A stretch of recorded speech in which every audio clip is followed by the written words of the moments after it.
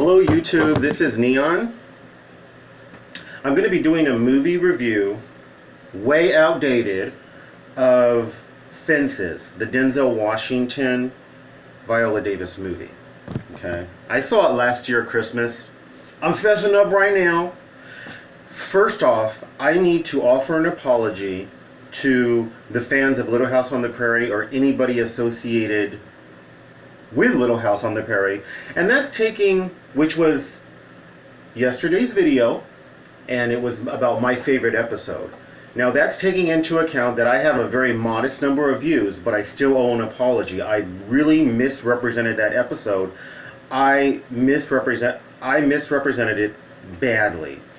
In this world that we live in, where there's sexual harassment, there's assault, there's all kinds of bullying, there's passive-aggressive bullying, there's physical bullying, there's bullying where people are driven to suicide. This episode's really important because it deals with those issues. And that episode is called The Bullies of Little House on the Prairie. I misrepresented that episode horribly. I said that the bullying wasn't that severe. It was extremely severe. One of the boys, who was a little bigger than Mary... Oh, let me go back a second. I said there were 2 bullies. There were 4 bullies, 2 men and 2 teenagers. So one of the teenagers, who was bigger than Mary, punched her in the face and gave her a black eye. I said there was no sexual harassment, and in fact, Carol had been harassed. She had been physically bullied to a certain extent and sexually harassed by 2 men. So there was sexual harassment. I don't know if there was any in the school. There may have been. Thank you, Cognitive Development, for your link to... It was just a little 2-3 minute, almost like an homage, a musical homage to that episode, because that episode is classic and timeless. But I said there was no sexual harassment, and there was. And there may have been other sexual harassment. I'm not at a point in my life where I want to watch full episodes of Little House on the Prairie. So I just watched this 3-minute homage. And clearly, even the part about her hitting him in the face with her lunch pail, I think it was a bucket she used. So I misrepresented that badly. What else did I misrepresent? I probably misrepresented some of the other facts too.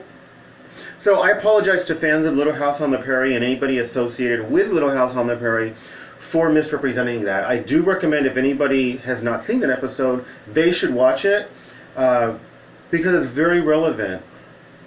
Very relevant, and deserves to be represented much better than I did yesterday. So please forgive me. I think I've done a solid apology. Movie review for Fences. I know this is late, but I want to do it. So, I saw Fences Christmas of last year. I didn't have a clue about Fences. I didn't know it was a Broadway thing. I didn't know that Denzel Washington and Viola Davis had done this successfully on Broadway. I didn't know any of that.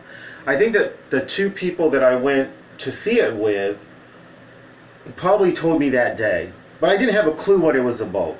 So this is not an official formal synopsis. This is sort of my take from the movie that I can't really misrepresent like I did Little House on the Prairie, because my goal is not to tell you what the movie was about. I don't want to spoil it. So I'm not going to be able to misrepresent it.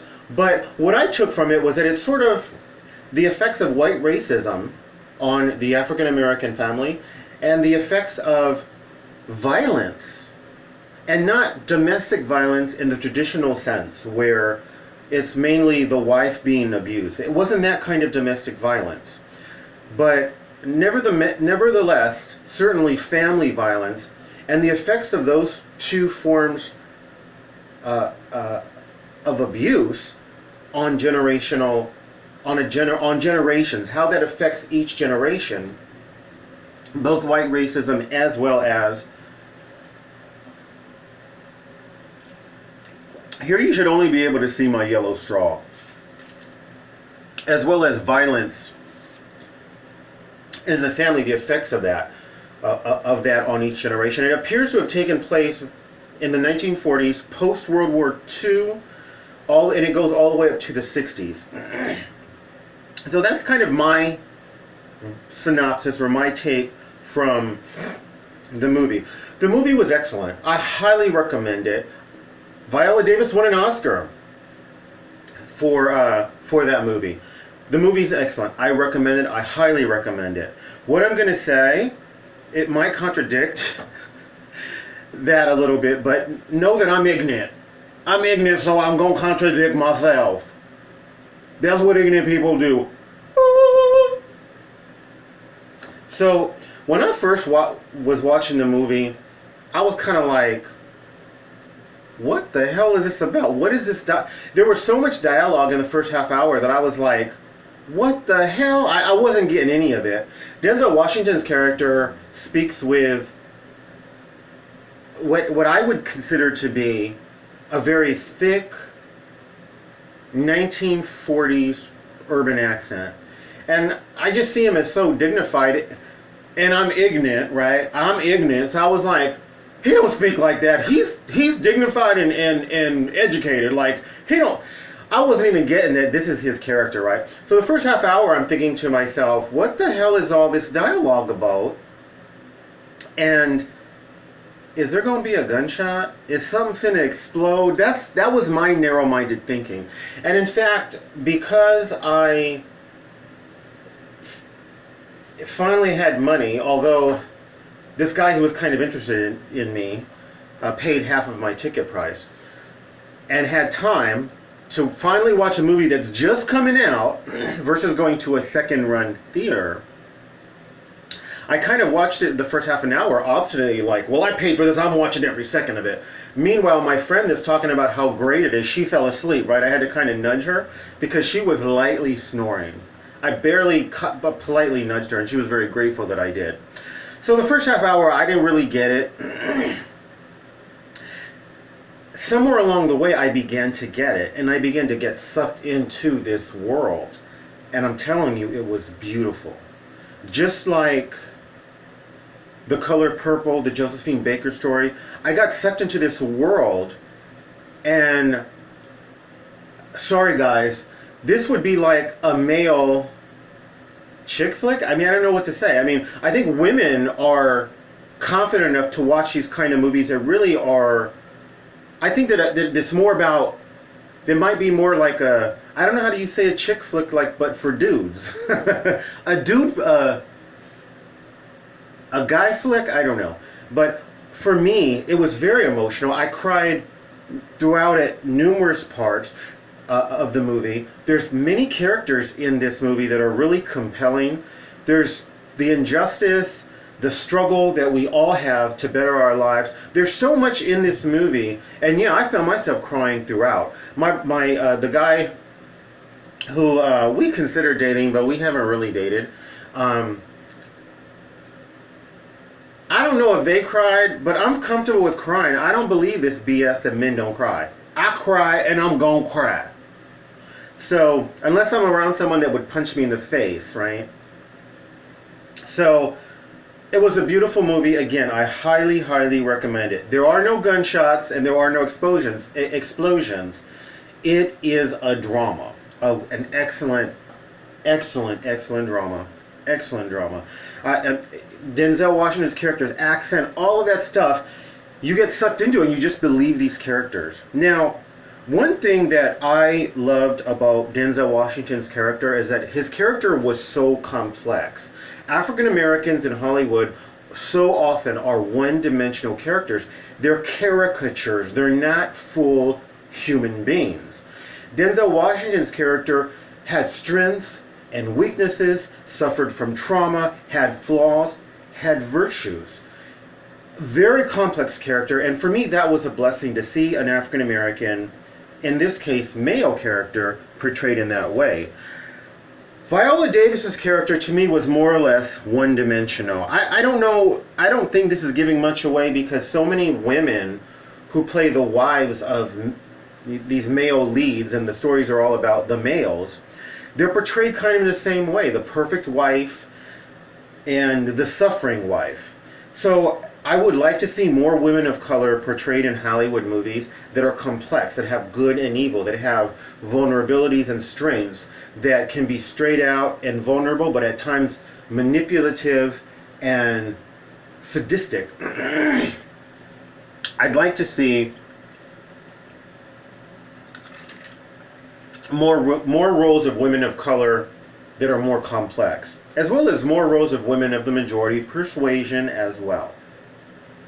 So that's my review. Great movie. Get it. I'm sure it's on DVD. It might be on Blu-ray. I've never watched a Blu-ray, so anyway, get it or rent it or find it online, because you're going to have a good time. It was a good movie. Really briefly, tomorrow I'm going to be beginning my series on compassionate listening, what I used to just call listening. But I think compassionate listening is a better, more accurate description. Okay? In order to do this series, I really believe it's necessary to open up about intimate details of my life. I've done that already in my series, in my videos. And this has only started a month ago. I've done this, and I've been very intimate and vulnerable. I don't have a lot to lose. I'm estranged from my family. I'm estranged from my friends. I have almost no friends. I have nobody that I'm in touch with on a regular basis. Y'all are my friends. Did you hear me? Y'all are my friends. And so I have no regrets. I don't have to worry about what other people think. And what people online think, I just really believe I can bear the weight of any negative criticism. I will need to be open about intimate parts of my life, because my knowledge of, not so much my knowledge of compassionate listening, but the reason that I even formulated this talk, which I have written down with notes and everything, deals with intimate details of my life. So what I'm going to ask this little, well, not little, but this made out of diamonds, beautiful core group of folks that are now consistently watching my video since I did the Coping for Mental Health series, what I would ask you is, please don't judge. Please don't judge. In the same way that people will judge women and men who are homeless. We like to say the homeless. I don't like that terminology. I like to say human beings, women and men who are, or men and women who are homeless. Now, how do they judge? They judge emotionally. They will judge typically in a scornful manner, and they will try to judge make logical judgments or factual judgments as well. Scorn is an attitude characterized by anger and disgust. So what I've seen is people will judge women and men who are homeless, and they'll say, ew, that's disgusting. A scornful attitude, an emotion of anger characterized by anger and disgust towards someone else. So they'll judge it emotionally, and then they'll try to judge it logically. They will say, oh, those people, they're homeless because they're lazy. They're homeless because they want to do drugs. They're homeless because they don't want to work. They're homeless because they're criminals. They'll try to make factual judgments. They'll judge it emotionally. Ew, they're homeless. They'll try to judge it. That was supposed to be emotional. And they'll judge it factually. They're lazy. They just want to live on the street. They just choose to live on the street. They'll try to make factual judgments. I'm going to ask that when I share intimate details of my life, which are controversial, they're certainly legal and safe and that kind of stuff, but people will tend to have that kind of a reaction. They'll judge it emotionally, and they will judge it logically. You may not be able to control your emotional reaction to these intimate details of my life that I will be sharing, but hopefully you'll be able to control the factual judgments, because the factual judgments are not going to be correct. And hopefully you'll still be willing to listen to my series on compassionate listening. It will be at least 4 parts, and it may be 5 or 6 parts. So that's kind of like my little warning for that series, which is going to be starting tomorrow. Please don't judge. Please keep an open mind. If you like this video, please like, subscribe, share. Like, subscribe, share, comment, commercials, recommend my video. Do one or more of those things. Thank you. Best wishes.